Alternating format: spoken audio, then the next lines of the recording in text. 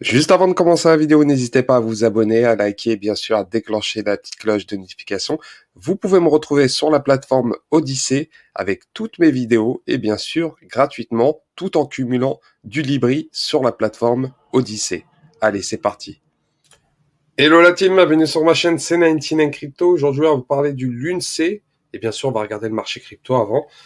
Le marché crypto se comporte bien aujourd'hui, très très bien. On peut voir que Uniswap a pris 15,9%, ou encore Neo qui a pris 10,8%, ETHW qui a pris 9,7% actuellement. Le THW se redresse correctement si on prend au mois. Il était à 101 $ et à l'heure actuelle, il s'échange autour des 10,83 $. Et bien sûr, les icons pump, ce qui est bon signe complètement. Et bien sûr, le Bitcoin a explosé aujourd'hui. Il a pris 6,4%. Il a dépassé les barres des 20 000. Donc, étonnant.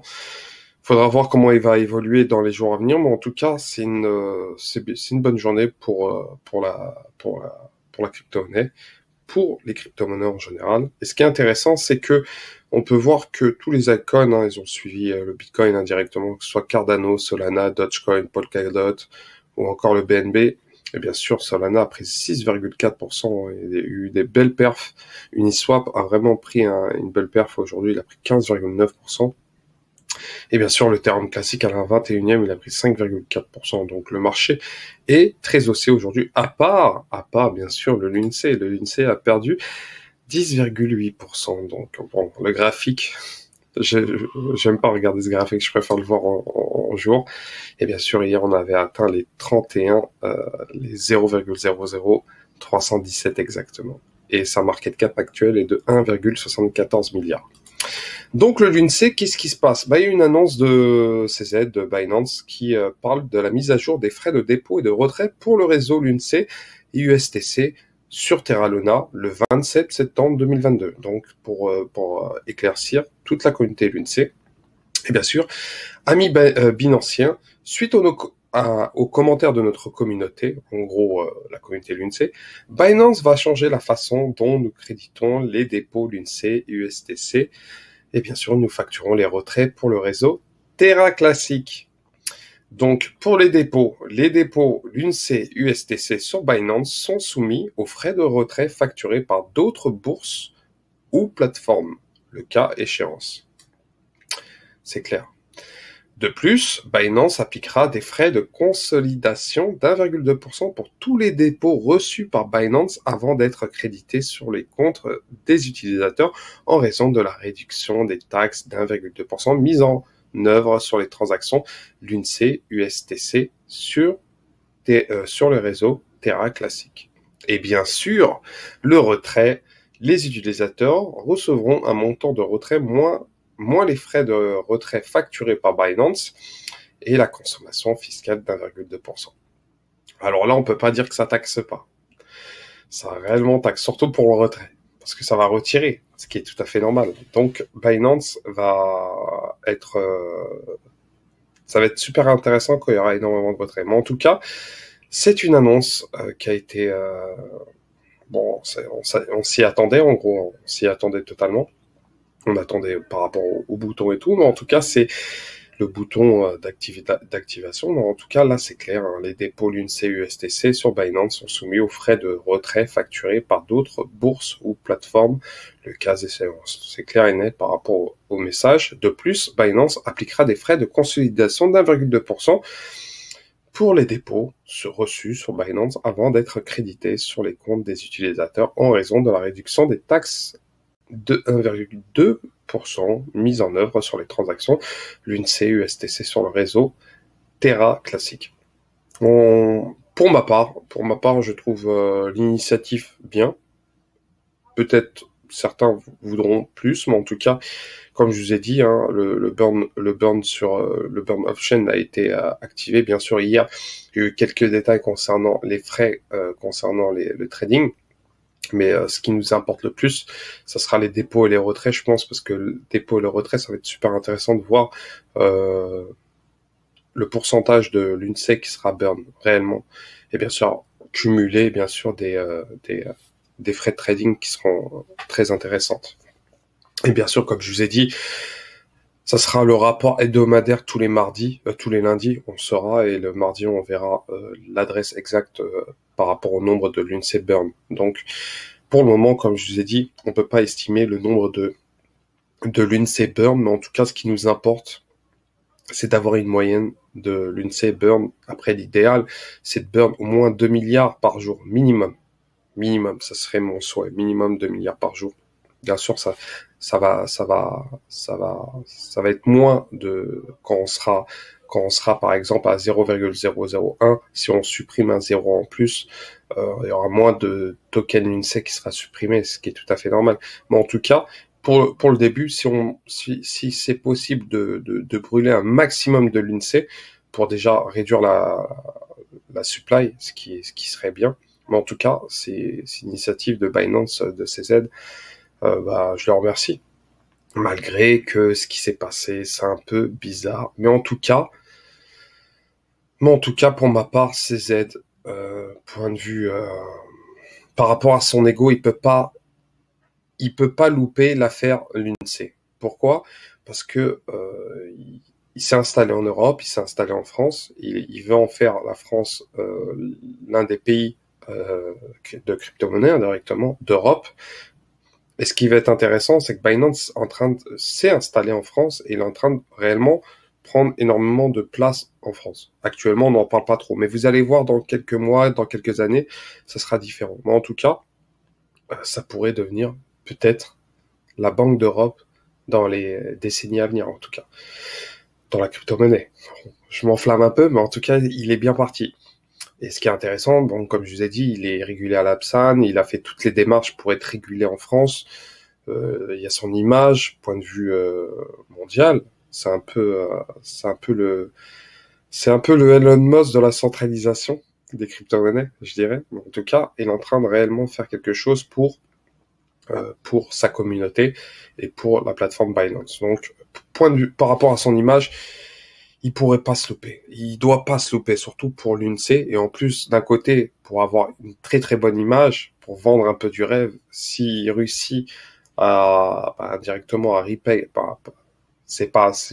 normalement, c'est un comité de l'INSEE à Terra Luna de faire ça.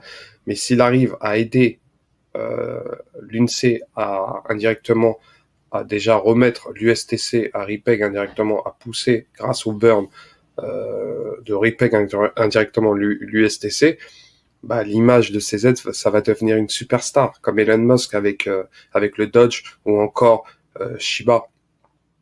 Quand Elon tweet, voilà, ça s'affole. CZ, ça va être pareil.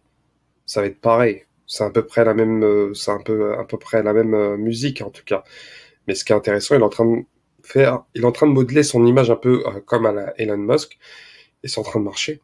C'est en train de marcher, bien sûr, malgré qu'est-ce qui s'est passé en 2-3 jours. Mais c'était un peu ambigu. On ne sait pas ce qui s'est réellement passé, bien sûr, avec le pump qu'il y a eu en 15 minutes.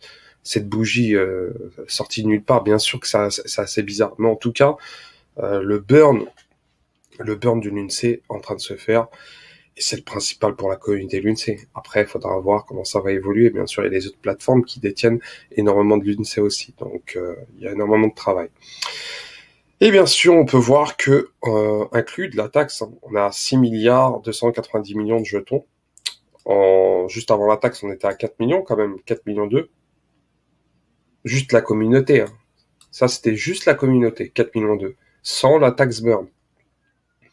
Pour vous dire. C'est la communauté, c'est les Terra rebelles, c'est Lunatix Token qui ont fait tout ça. Et là, on peut voir Lunatix Token, malgré tout, ils sont toujours premiers. Mais ça va pas tarder que la taxe burn double. Actuellement, on est déjà à 2 milliards. Malgré ce qui s'est passé, on est déjà à 2 milliards. Vous allez me dire, c'est rien, mais c'est en train de prendre petit à petit. MUXC, 1 milliard. De plus, on peut voir les utilisateurs qui burn. Bon, ils se sont calmés depuis que Binance burn, mais en tout cas, on peut voir 2 millions, ou encore des transactions. En tout cas, cette personne, Yanis, là, il burn. Ah, c'est un vrai Lunatix. Un vrai Lunatix. Incroyable. De plus, comme je vous ai dit, par rapport au holder, ce qui est intéressant, par rapport au holder, c'est que Binance détient 33,96. 33,96, qui est intéressant. mais il faut surtout voir ce qui se passe dans les autres plateformes, parce que ça va donner l'opportunité aux autres plateformes d'acheter du DATX et de les stacker dans leur plateforme. Parce que ça va être un jeu entre la communauté Lunce avec toutes les plateformes d'exchange. Parce que Binance va céder à cela. Ils vont être allégés par rapport au Lunce. Mais les autres, ils vont profiter d'acheter du Lunce pour indirectement ramener ces utilisateurs qui sont sur Binance, de les faire venir sur les autres plateformes. Et ce qui est en train de se passer actuellement, on peut voir KuCoin, déjà, ils sont à 5%. Ou encore OKX à 2,5%. Kraken qui était à 0,98, je pense, il y a 2-3 semaines, si je me trompe pas. Faut que je vérifie. Kraken, là, actuellement, ils sont à 3,31. Bon, là, il y a une plateforme turque qui est à 3,61. Et bien sûr, on peut voir toutes les autres plateformes qui détiennent du Lunce. Donc, c'est une bataille qui a été gagnée, mais pas la guerre, parce qu'il y a énormément déjà de Lunce à burn, et bien sûr, ça va être assez long. Il y aura des pump and dump, je vous l'assure. Déjà, burn déjà la moitié de la supply. Si on peut burn la moitié de la supply en moins de 6 mois, c'est exceptionnel. C'est exceptionnel. Mais en tout cas, avec le burn qui est en train de se faire sur Binance, pour le moment, on peut pas donner de d'estimation. C'est pas possible. Sincèrement, c'est pas possible. Mais en tout cas, ce qui va être intéressant, c'est de burn minimum 2 milliards, 3 milliards, 4 milliards par jour. Si c'est plus, ça serait magnifique. Si c'est plus, ça serait magnifique. Mais en tout cas, il faudra voir comment le marché se comporte. Il faut dire qu'il y a moins de liquidité dans les plateformes. Quand il y aura plus de liquidité, quand il y aura un réel mini bull run qui est en train de se préparer, un réel bull run, ça sera différent. Parce que sûrement, peut-être, il y a des personnes qui n'ont pas connu l'ancien bull run. Je peux vous assurer que les chiffres qu'on voit en volume, c'est rien du tout comparé au bull run. C'est bien plus haut. Donc, si le bull run arrive très vite, j'imagine même pas le burn du Lunce. Surtout avec la FOMO et bien sûr le token qui devient emblématique par rapport à son histoire avec Dogecoin et bien sûr tout ce qui se passe derrière lié au Lunce, au Terra Rebel et tout ce qui se passe derrière. Et bien sûr la priorité du Lunce aussi c'est l'USTC, c'est le repeg du stablecoin, remettre sa blockchain en ordre et bien sûr sa blockchain. Il y a des développeurs qui sont en train de faire énormément de choses, en train de se préparer. Il y a énormément les Terra rebelles en train de réellement de faire quelque chose de sérieux. Et quand la blockchain sera rétablie et quand le stablecoin sera rétabli, là, ça sera différent. Là, ça sera plus la même. Là, on pourra plus dire que Terra, le Lunce, c'est un shitcoin. Parce que déjà, elle est pas tenue par une blockchain comme Ethereum ou la Binance Smart Chain, c'est sa propre blockchain. Elle est indépendante. Ce qui fait la différence, si on doit comparer avec un Shiba ou un autre token qui est lié à la blockchain Ethereum, tout simplement. Donc, pour ma part, je suis très très confiant. De plus, il y a une news qui est tombée concernant Fatman, celui qui avait dénoncé les agissements ce qui s'est passé par rapport à Terra. Et il a tweeté aujourd'hui, les procureurs coréens allèguent que Dogecoin a tenté d'encaisser plus de 3313 BTC via KuCoin et OKX, peu de temps après la publication d'un mandat d'arrêt contre lui. Il allègue que ces fonds provenaient des réserves de LFG qui, selon Dogecoin, avaient été déployés pour défendre le PEG UST. Donc, ça a été une annonce qui a été faite par Fatman, assez incroyable, en tout cas à vérifier.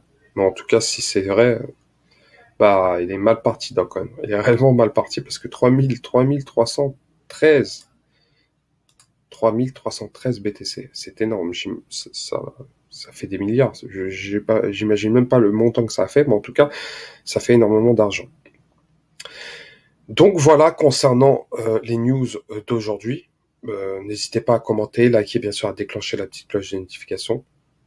Et je vous souhaite une très bonne journée. Ciao, ciao.